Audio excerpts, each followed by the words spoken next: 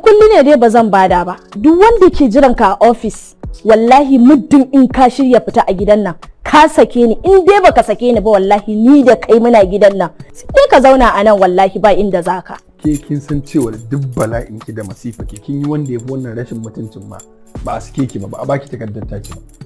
So saboda kake hakura mana. Dala ba ni mukulli dalla. Kana da karfi ina to ka kwata. Ni zai kalla ki can da ki mataki ina da karfi. An gaya ma banza. An gaya ma. Wani giga an yi shiru an yi ba a ce. Ni ka mara? An mare ki. Ni ka mara? Ya mare ki. Miya.